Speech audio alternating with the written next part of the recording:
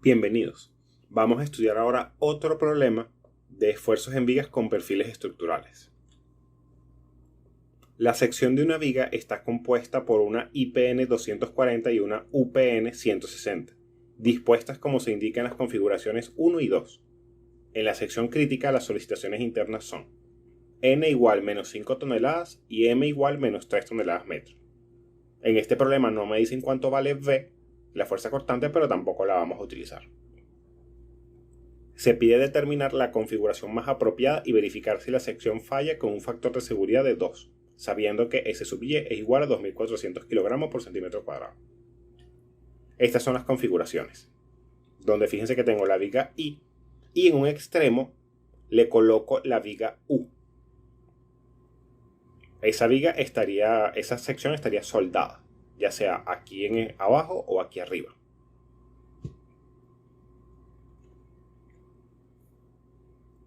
Bien, en primer lugar, ¿por qué uno hace esto? ¿Por qué uno agrega estas secciones? ¿Por qué yo le agrego una U a la I? Bueno, una de las principales razones puede ser para reforzar.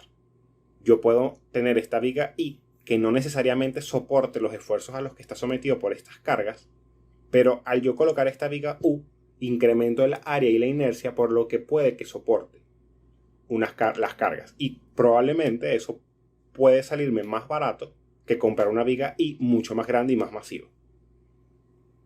Esa es una de las razones por las que uno pudiera colocar secciones como esta y sencillamente soldar las piezas, soldar las vigas. Es decir, puedo comprar una IPN y una UPN y soldarlas y puede que eso me salga más barato que comprar una IPN más grande que esta. Vamos a en primer lugar evaluar las configuraciones. Vamos a ver cómo son los esfuerzos esquemáticamente en ambos para saber cuál me conviene más usar para este problema.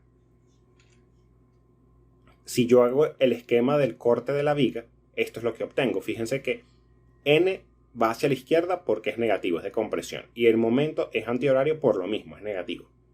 Me comprime abajo y me tracciona arriba. El eje neutro de esta figura se encuentra bastante abajo, el eje neutro de flexión. ¿Por qué? Porque si yo tuviera la IPN sola, el centroide estaría ubicado por la mitad de la IPN. Pero al yo agregar esta UPN abajo, el centroide baja. En esta configuración va a ser al revés. Si yo tuviera la IPN sola, el centroide estaría en la mitad de la IPN, pero al tener esta UPN arriba, el centroide sube. Continuando con la configuración 1, en primer lugar tengo los esfuerzos axiales a compresión y a eso le tengo que sumar los esfuerzos por flexión, que fíjense que arriba me traccionan, abajo comprimen. Pero como el eje neutro está bastante abajo, los esfuerzos de compresión tienden a ser pequeños comparados con los esfuerzos de tracción en la parte superior. Entonces, si yo sumo ambos esfuerzos, obtengo que en la parte de abajo voy a tener la suma de un esfuerzo pequeño por flexión más el esfuerzo axial. Eso me da un esfuerzo un poco más grande a compresión. Luego voy a seguir subiendo donde los esfuerzos por flexión cada vez se hacen más pequeños. Aquí donde el eje neutro ya no tengo 0 porque todavía tengo este esfuerzo a compresión. Luego sigo subiendo y subiendo hasta que en efecto llego al eje neutro real donde estos esfuerzos a tracción por flexión se igualan a los de compresión. Y luego sigo subiendo donde los esfuerzos de tracción predominan. Entonces, esquemáticamente, pareciera que estos dos esfuerzos son muy similares entre sí. Ojo, esto es esquemático y yo realmente no sé numéricamente cuánto me van a dar. Lo que yo sé es que esquemáticamente pareciera que este esfuerzo a compresión abajo va a ser parecido al esfuerzo a tracción arriba. Vamos ahora a estudiar la configuración 2. Fíjense que el eje neutro ahora está bastante arriba, ya que el centroide de la figura está por encima en lugar de por debajo. El esfuerzo axial es el mismo, pero el esfuerzo por flexión cambia. Ahora los esfuerzos superiores a tracción son pequeños y los esfuerzos por compresión abajo son más grandes. Entonces, cuando yo haga el total, lo que va a suceder es que como este esfuerzo axial es a compresión, me va de igual forma a subir el eje neutro. Mi eje neutro real va a estar todavía más por encima de este eje neutro a flexión, que ya de por sí está por encima del de la configuración 1. Eso trae como consecuencia que aquí arriba voy a tener unos esfuerzos de atracción muy pequeños, pero un esfuerzo a compresión abajo bastante grande. Fíjense que este esfuerzo a compresión aquí abajo es considerablemente mayor que cualquiera de estos dos esfuerzos, ya sea atracción o a compresión en la configuración 1. Por lo tanto, yo tengo como conclusión que la configuración 1 nos conviene más para este problema. ¿Por qué? Porque los esfuerzos son más o menos iguales y cualquiera de estos dos que sea mayor, porque yo a priori no sé cuál de los dos me va a dar mayor, yo sé que cualquiera de esos dos va a ser menor que este esfuerzo grande de acá abajo, que el esfuerzo a compresión en la configuración 2. Entonces me quedo con la configuración 1. Tengan en cuenta que este resultado también se debe a que el sigma admisible que me dan es genérico.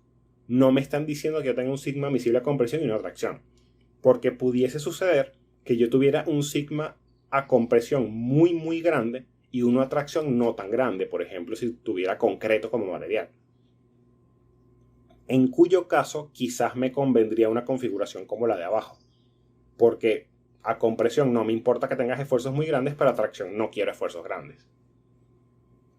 Claro, no veo muy factible tener vigas y este tipo de viga U con concreto, por ejemplo, pero es un decir, es un ejemplo. Ese tipo de cosas pudiera suceder. Pudiera tener materiales con sigmas a tracción y a compresión muy diferentes entre sí, con los cuales convendría más esta configuración 2 que esta configuración 1. En este problema no tenemos que diseñar la viga per se. Nosotros ya sabemos que lo que queremos es una viga I 240 y una viga U 160. Entonces vamos a aprovechar esto para obtener las dimensiones de esta viga. En primer lugar, ¿qué dimensiones necesitamos? Bueno, vamos a evaluar las bases. La base de esta viga I es una 240, su base es la B, que es 106 milímetros o 10.6 centímetros. La base de esta U realmente no es la base. Para efectos de la U es su altura. Y su altura es H, que es 160 milímetros o 16 centímetros. ¿Por qué evalué las bases? Bueno, para verificar que en efecto esta viga I va a poder estar contenida dentro de la viga U, por lo menos esquemáticamente. Porque si yo hubiera agarrado, por ejemplo, la misma I, pero una U 80, fíjense que la altura de la 80 es de 8 centímetros. Es decir, que esta altura es menor que esta de 10.6. Entonces la viga I estaría por encima de la U. Para que esta configuración sea así, la base de la U, o bueno, su altura, tiene que ser mayor que la base de la I. Considerablemente, porque acuérdense que también está estas partes de la U, estos dobleces, que también influyen en que la viga I pueda contenerse aquí adentro. También necesitamos la altura de la I y la altura de el espesor del alma de la U. ¿Por qué? Porque necesito obtener el centroide de la figura. Entonces, la altura de la I es H, que es 240 milímetros o 24 centímetros. Y el espesor de la U es su letra D, que es 5.5 milímetros o 0.55 centímetros. Y finalmente vamos a obtener el centroide de la U, que es siempre nos da la tabla, que es el valor de E. Ese valor es de 1.3 centímetros según la tabla. Ya con eso tenemos las dimensiones que necesitamos. Ahora vamos a obtener también de la tabla el área y la inercia. En el caso de la IPN, el área es 46.1 y recordando que para efectos de esta tabla el eje X es el eje horizontal, que es el que para nosotros es el eje Z, vamos a obtener la inercia en X, que es 4.250 centímetros a la 4. Estos son los datos de la IPN que necesitamos. Para el caso de la UPN, el área es 16.6 y la inercia ya no es respecto al eje X, porque recuerden que para efectos de la tabla, el eje X es el que nosotros veríamos en esta dirección vertical y el eje Y es el que veríamos en esta dirección. Entonces queremos la inercia en Y, que vale 32.2 centímetros. Bien, con estos datos ahora vamos a obtener cuánto vale el centroide y la inercia de la figura compuesta. Fíjense que estos son las distancias de los centroides. Y sub C1 es el centroide de la primera figura que coincide con este valor de E, porque ya ese centroide lo tenemos. Y sub C2, que se encuentra justo a la mitad de la viga I. Y Y sub C, que es el centroide de la figura compuesta. Adicionalmente necesito estas dos distancias, que son las distancias que hay entre los centroides individuales con respecto al centroide de la figura compuesta. ¿Por qué? Porque yo tengo las inercias respecto a los centroides de cada una de las figuras. Pero yo necesito trasladarlas al centroide total, al centroide de la figura compuesta. Vamos a hacer nuestra tabla. Esta tabla incluye el área, el Y sub CI y el área por Y sub CI, que son los valores que necesito para obtener el centroide, y la inercia, el D sub I, y el producto de A sub I por D sub I cuadrado, que son los valores que necesito para obtener la inercia de la figura compuesta. Entonces, el área de esta primera figura, ya lo conocemos, es 16.6, y el área de esta figura es 46.1. Al sumarlas me da 62.7. El Y sub I de esta primera figura es E, que es 1.3. Y el Y sub I de esta figura va a ser 0.55, que es la altura de este espesor de la U, más la mitad de la altura, que es 24 entre 2, 12. 0.55 más 12. Estas dos no hay que sumarlas. Esta columna es sencillamente multiplicar este valor por este y este por este. Y luego estos dos valores se suman. Entonces la suma de estos dos términos me da 600.14. Las inercias ya las tengo. Yo ya sé que la inercia de este va a ser 32.2 y la inercia de la IPN va a ser 4250. Esos dos valores los sumo. 4282.2. Los D sub I. Para obtener D sub I necesito obtener Y sub C. Y sub C sencillamente lo obtengo de acá, donde ya yo tengo los valores. Yo ya sé que esta primera sumatoria va a ser este 600.14, entonces lo coloco en el numerador. Y la sumatoria del área ya la tengo, que es 62.7. La coloco en el denominador. Y esta división me da 9.57 centímetros. Entonces D sub I va a ser este valor, 9.57, menos esta columna. En este primer caso es menos 1.3, que da 8.27, y en este segundo caso es menos 12.55, que me da 2.98. Y finalmente esta última columna es el área por esta distancia al cuadrado, para cada caso respectivamente. Luego sumo estos dos valores y me da 1544.71. Entonces ya puedo obtener la inercia de la figura compuesta, que va a ser la suma de este valor más este valor. Fíjense que aquí está esa suma y me da 5826.91 centímetros a la 4. Bien, ya conozco mis cargas, que las transformé en kilogramos y kilogramos centímetros por comodidad. Ya conozco Y sub C, ya conozco Y sub Z, ya conozco el área, ya conozco la distribución de los esfuerzos por fuerzas axiales y por momento. Ya sé que si S sub Y es 2400 y el factor de seguridad es de 2, entonces el sigma admisible es de 1200.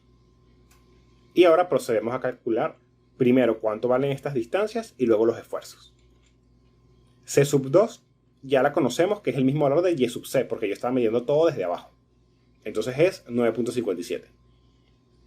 C sub 1 es la altura total de la figura, que es 24 más 0.55, menos C sub 2, que es 9.57. Y eso da 14.98. Ahora, el esfuerzo superior va a ser este esfuerzo por flexión menos este esfuerzo por fuerzas axiales. Es decir, menos N sobre A más M por C sub 1 sobre I. Eso es menos 5000 sobre 62.7. La carga axial vale 5000. Fíjense que este menos no lo estoy tomando en cuenta. ¿Por qué? Porque ya el menos está acá. Y este menos vino de que, como la carga axial es negativa, yo consideré que los esfuerzos axiales eran a compresión. Ahí ya está contenido ese menos. Así que no vuelvo a poner el menos aquí cuando sustituyo el 5000. Sobre 62.7. Más el momento, que es 3 por 10 a la 5, por C sub 1, que es 14.98, todo eso sobre la inercia, que es 5.826.91. Nuevamente, aquí no tomé en cuenta el signo del momento. ¿Por qué? Porque el signo del momento ya lo tomé en cuenta acá, cuando dije que el momento era horario, y por lo tanto me genera tracción arriba y compresión abajo. Al yo hacer esta suma, me queda que el esfuerzo el sigma superior, es 691.5 kilogramos por centímetro cuadrado. Vamos a hacer lo mismo en el lado inferior. Me queda que va a ser la suma de este valor a compresión, que es negativo, más este valor a compresión, que también es negativo. El esfuerzo axial más el esfuerzo de flexión, ambos a compresión. Es decir, menos n sobre a menos m por c sub 2 sobre i. Es prácticamente la misma expresión que está arriba, con la salvedad de que aquí había un más y aquí un menos en el esfuerzo de flexión, y en el esfuerzo de flexión nuevamente tenía C sub 1 antes de 14.98 y ahora tengo 9.57, que es C sub 2. Haciendo la suma correspondiente me queda que el sigma inferior es 572.46.